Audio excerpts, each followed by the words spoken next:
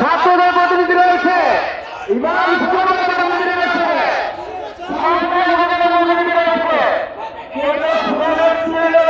বারবার বঞ্চিত হয়েছে।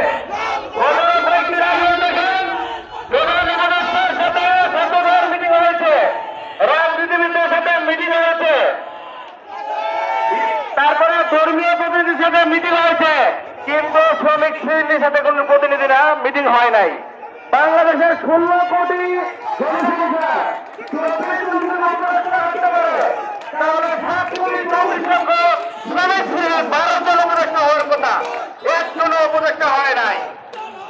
1971 সালে স্বাধীনতার ইশতেহারে লেখা ছিল কৃষক শ্রমিকের রাজনীতি কায়েম করার কথা।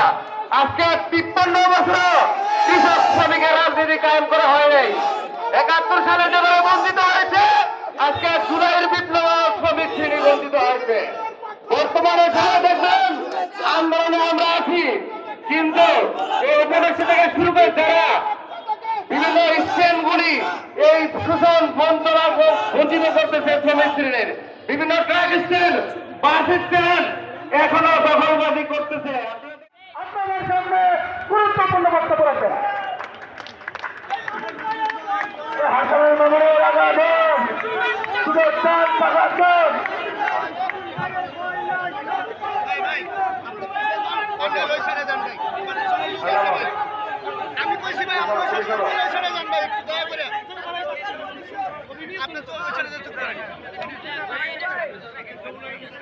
সংগ্রামী উপস্থিতি,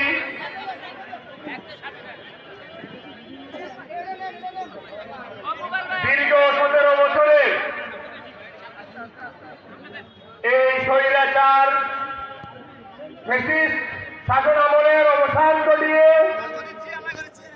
2018 সালে যে কোটা সংস্কার আন্দোলনের সূচনা হয়েছিল, সেই সফলতার ধারাবাহিকতায় 2024 সালে সেই কোটা সংস্কার আন্দোলন স্বৈরাচার বিরোধী আন্দোলনের রূপ নেয়। সেই স্বৈরাচার বিরোধী আন্দোলনে গণ অভ্যুত্থানের মাধ্যমে আমরা এই স্বৈরাচারকে হটাতে পেরেছি। সংগ্রামী উপস্থিতি, আমরা দেখেছি বিগত 15 বছরে শেখ হাসিনা সরকার এই বাংলাদেশকে ভারতের কাছে বর্গা দিয়েছিল। সেই বর্গা দেওয়া বাংলাদেশকে আমরা আবার পুনরায় পুনর্জীবিত করে এদেশের মানুষের কাছে স্বাধীন সার্বভৌম রাষ্ট্র হিসেবে যেভাবে কারো দালালি না করে বাংলাদেশ মাথা উঁচু করে বিশ্ব দরবারে স্বয়ং সম্পূর্ণভাবে তারা কাজ করতে পারে, সেই জন্য আমরা ভারতের সাথে যে রফাদফা করেছিল শেখ হাসিনা, সেই সকল অসম চুক্তি এই দেশবাসীর কাছে প্রকাশ করার আহ্বান জানাচ্ছি।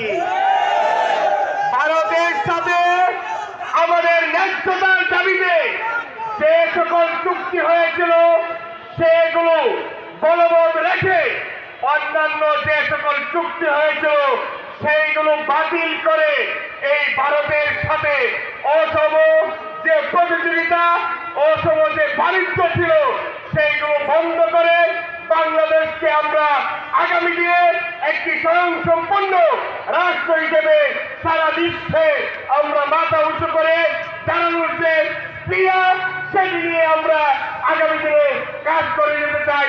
সকলকে ধন্যবাদ জানিয়ে আমি আমার বক্তব্য এই সমঝোতা করছে, তাই আজকের এই সমাবেশ থেকে আমরা মিরপুর সহ গোটা বাংলাদেশের ফ্যাসিবাদ বিরোধী ছাত্র জনতাকে স্পষ্টভাবেই জানিয়ে দিতে চাই, ছাত্র জনতার রক্তের উপর দিয়ে সেই দ্বিতীয় মুক্তির সংগ্রামে আমরা সফলতা অর্জন করেছি।